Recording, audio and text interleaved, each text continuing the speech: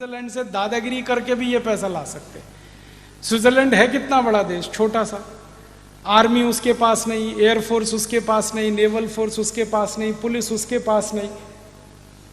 थोड़ा अगर हम टाइट कर दें 1 मिनट में दे देंगे वो सारा पैसा। तो इसलिए दादागिरी करके भी ला सकते हैं, कानून से भी ला सकते हैं, संसद की मदद से ला सकते हैं, सुप्रीम कोर्ट की मदद से ला सकते हैं। रास्ते बहुत हैं, पैसा ये लाना है 110 लाख करोड़। फिर आप बोलेंगे इसका करना क्या है? करना क्या है? देश का विकास करना है, जो नहीं हुआ 62 साल।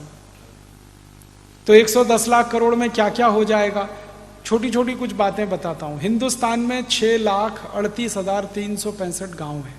हर गांव में 100 उद्योग हम लगाएं, 100 उद्योग हर गांव में। इसको ध्यान से सुनिएगा, 1 नहीं, 2 नहीं, 3 नहीं, 100 उद्योग हर गांव में लगाएं तो मात्र 10 लाख करोड़ का खर्च होगा।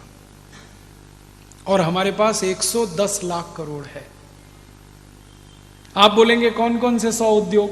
हमारे भारत में 2 लाख से ज्यादा गांव हैं जहां कपास पैदा होता है। जहां कपास पैदा होता है वहां सूत बन सकता है, जहां सूत बन सकता है वहां खादी वस्त्र बन सकता है। तो खादी वस्त्र निर्माण का उद्योग हर देश के, माने भारत देश के 2 लाख गांव में चल सकता है। और उनमें जो खादी बनेगी वो सब हम भारतवासी खरीद कर उसका उपयोग कर सकते हैं। अभी भारत में 1% लोग खादी खरीदते हैं। अगर 100% लोग खादी खरीदें तो 2 लाख गांव में बनने वाली सारी खादी बिक जाएगी और 15 करोड़ भारतवासियों को उससे रोजगार मिल जाएगा। आप बोलेंगे हम खादी क्यों खरीदें? खादी इसलिए खरीदिए कि उसका उत्पादन करने वाला शेतकरी जो कपास उत्पन्न करता है। खादी इसलिए खरीदिए कि कपास उत्पन्न होने से सूत बनता है, सूत बनने से कपड़ा बनता है। वो कपड़ा आप खरीदेंगे तो पैसा किसी शेतकरी के घर में जाता है। आप ये मानते हैं कि विदर्भ के शेतकरी आत्महत्या ना करें तो उसका एक ही रास्ता है कि आप खादी खरीदें, क्योंकि विदर्भ में सबसे ज्यादा कपास पैदा होती है और कपास पैदा करने वाला ही शेतकरी सबसे ज्यादा आत्महत्या करता है, क्योंकि कपास का भाव नहीं मिलता। भाव क्यों नहीं मिलता? क्योंकि कपास के बने हुए खादी की बिक्री नहीं है। और बिक्री क्यों नहीं है? क्योंकि आप टेरिलीन, टेरिकॉट, शिफॉन, जॉर्जेट पहनते। ये टेरिलीन, टेरिकॉट, शिफॉन और जॉर्जेट आप खरीदेंगे, सारा पैसा धीरूभाई अंबानी के खाते में जाता है। करोड़पति को 10 करोड़पति आप बना रहे हैं, 10 करोड़पति को अबजपति बना रहे हैं। क्या आप सेवा कर रहे हैं देश की?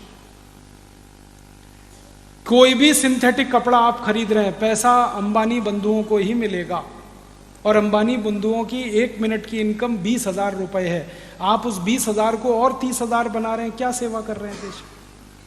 जो भूखा मर रहा है शेतकरी, उसकी सेवा करिए, उसके घर में पैसा दीजिए।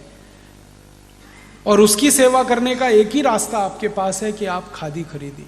और खादी इसलिए खरीदिए कि खादी महात्मा गांधी ने पहनी, खादी लोकमान्य बाल गंगाधर तिलक ने पहनी, खादी इस देश में भगत सिंह ने पहनी, खादी इस देश में चंद्रशेखर आजाद ने पहनी, खादी इस देश के क्रांतिकारियों का कपड़ा है, खादी इस देश के क्रांतिवीरों का कपड़ा है। मैंने एक दिन सोचा कि 1-1, 2-2 कपड़े भी खादी के खरीदने लगे हम। हमारी तौलिया, हमारा रूमाल, हमारा एक कुर्ता, एक पजामा, ऐसे ही थोड़े थोड़े कपड़े खरीदने लगे तो करोड़ों मीटर खादी बिक सकती है इस देश में। और 2 लाख गांव में उद्योगों की स्थापना हो सकती है। दूसरा एक उद्योग इस देश में हर गांव में हो सकता है। वो क्या है? भारत में लगभग 1,75,000 गांव हैं जहां गन्ना पैदा होता है, ऊस पैदा होता है। और उस ऊस से हम गुड़ बना सकते हैं और वो गुड़ हम सभी इस्तेमाल कर सकते हैं। तो आप बोलेंगे साखर का क्या करें? साखर का एक्सपोर्ट करो, गुड़ का इस्तेमाल खुद करो। साखर खाने में अच्छी नहीं है, गुड़ सबसे अच्छा है। साखर और गुड़ का अंतर बता देता हूं 1 ही मिनट में। आप खाना खाइए, मान लीजिए आप 400 ग्राम खाना खाते हैं एक बार में, इससे ज्यादा कोई खा नहीं पाता। 400 ग्राम खाना खाया और 10 ग्राम गुड़ खा लिया आपने भोजन के बाद, तो 400 ग्राम खाने को वो 10 ग्राम गुड़ पूरा हजम करा देगा, पचा देगा। इतनी ताकत 10 ग्राम गुड़ में है। और अब इसका उल्टा बता देता हूं।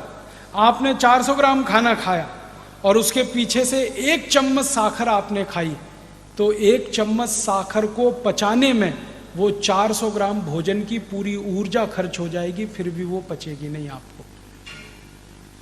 इतना अंतर है साखर और गुड़ में। इसलिए खाना है तो गुड़ खाइए, साखर बंद करिए। तो आप बोलेंगे फिर ये साखर कारखानों का क्या होगा? ये चलाएंगे हम, विदेशों में बेचेंगे साखर को, जिनको खानी है खाएं, मरना है मरे, हमसे क्या, ले लो। डायबिटीज में मरो, हार्ट अटैक में मरो, कोलेस्ट्रॉल बढ़ा के मरो, हमको क्या, लेना है ले लो। फिर उनको जागृति आ जाएगी, विदेशों में भी जागृति आएगी, तो फिर वो साखर नहीं गुड़ मांगेंगे। तो अच्छा है, सब कारखाने बंद करके गुड़ बनाएंगे हम, तो सारी दुनिया को खिलाएंगे, हम खुद खाएंगे।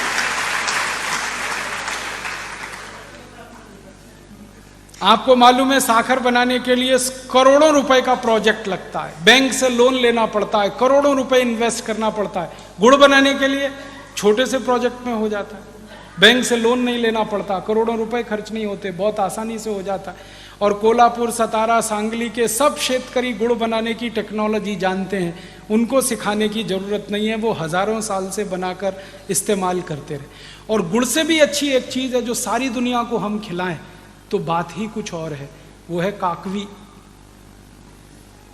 आपको सुनकर हैरानी होगी, वो गुड़ से भी अच्छी है। गुड़ तो अच्छा है ही, लेकिन वैज्ञानिकों ने जो रिसर्च करके दिया वो बताया काकवी गुड़ से भी 100 गुना अच्छी है। और काकवी बनाना तो सिर्फ शेतकरी जानता है, इसका माने टेक्नोलॉजी उसके हाथ। हम अगर उसको प्रमोशन करें, गांव गांव में जहां भी ऊस उत्पन्न हो रहा है वहां काकवी बने, बोतल में बंद करके अच्छी पैकिंग करके सारी दुनिया में बिके, लोग खरीदने को तैयार है, क्योंकि उनको वो क्वालिटी की कोई चीज मिलती नहीं, हम दे सकते हैं। तो दूसरा उद्योग ये चल सकता है। तीसरा एक बड़ा उद्योग हर गांव में हो सकता है, तेल का। हमको मूंगफली का तेल चाहिए, शेंगा का तेल चाहिए, तिल का तेल चाहिए, सरसों का तेल चाहिए, और ये सब शेंगा तिल गांव में उत्पन्न होता है। 2 लाख गांव हैं जहां शेंगा होता है, जहां तिल होता है, जहां सरसों होती है। हर जगह तेल निकल सकता है गांव में। बिजली नहीं है तो भी तेल निकल सकता है। तेल निकालने का वो पहले एक छोटा सा कोलू चलता था बैल की मदद से, वो अभी फिर चल सकता है। और उसका निकाला हुआ तेल दुनिया में सर्वश्रेष्ठ है। आप जानते हैं क्यों? क्योंकि वो तेल अगर हम खाएं तो हार्ट अटैक कभी आ नहीं सकता, क्योंकि उस तेल से HDL बढ़ता है। और अभी जो डब्बा बंद तेल हम खाते हैं उससे LDL और VLDL बढ़ता है, जो हार्ट अटैक का सबसे बड़ा कारण। हमारे जो पुराने लोग थे ना, पूर्वज, वो तेल वही खाते थे जो कोलू से निकलता था। धीरे धीरे धीरे धीरे, जानते हैं उसमें खासियत क्या है? टेम्परेचर नहीं बढ़ता तेल का, बहुत धीमे धीमे निकलता है।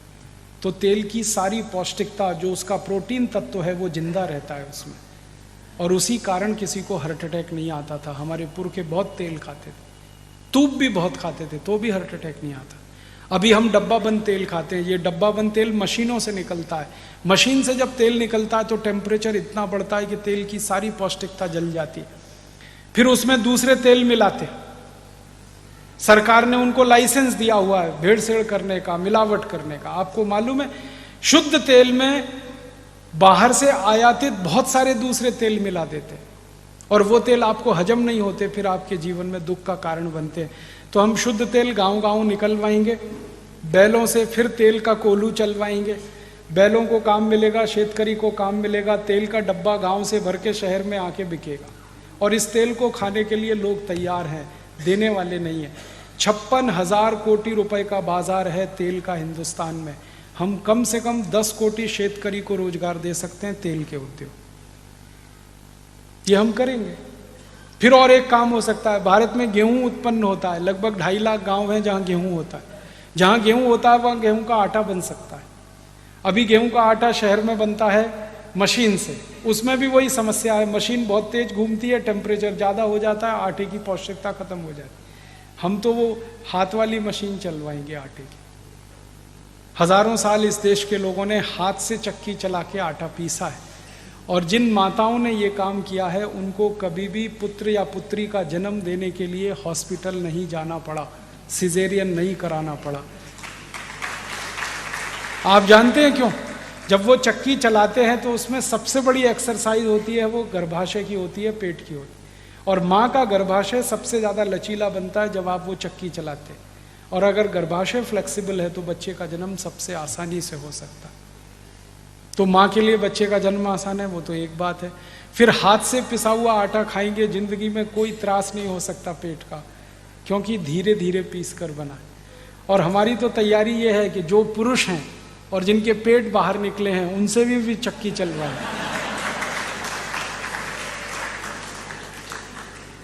उनका भी पेट अंदर चला जाएगा, वो स्लिम और ट्रिम हो जाएंगे। ऐसे भी चक्की चलाते हैं ना, स्वामी रामदेव जी चलवाते हैं कि नहीं? फिर असली में चलवाएंगे। गांव गांव में आटा भी बनेगा, लोगों को रोजगार मिलेगा, हमको बेस्ट क्वालिटी। और आपको माहिती है, शेतकरी गेहूं बेचे तो 11 रुपए किलो और गेहूं का आटा 26 रुपए किलो। तो गेहूं क्यों बेचना? आटा बना के बेचना ना, फिनिश प्रोडक्ट देना, रॉ मटेरियल गांव से बाहर नहीं लाना। भारत में 90,000 गांव हैं, 90,000, जहां बटाटा उत्पन्न होता है। अब बटाटा जहां है वहां बटाटा चिप्स बनवाएंगे गांव गांव से और शहर में बिकवाएंगे। विदेश की कंपनी आके बटाटा चिप्स बेचती है 400 से 500 रुपए किलो, हम 100 रुपए किलो तो बेच ही सकते हैं। रफल्स है, हॉस्टेस है, टॉप रेमन है, ये सब 400-500 रुपए किलो के हैं। हम हमारे गांव का बटाटा चिप्स 50 रुपए 100 रुपए किलो बेचे, करोड़ों लोगों को काम मिल सकता है। फिर टमाटर पैदा होता है 65,000 गाँव में, टमाटर का सॉस गाँव में बन सकता है, वो शहर में बिक सकता है। अचार है, मुरब्बा है, ऐसे 100 उद्योग हर गांव में चल सकते हैं। और एक उद्योग में 10 लोगों को भी काम मिला तो 1000 लोगों को रोजगार हर गांव में मिलता है। और अगर 1000 लोगों को गांव में रोजगार मिला तो 1000 परिवार की जिंदगी सुधरेगी। इस देश का बेरोजगारी गांव से बिल्कुल खत्म हो जाएगी।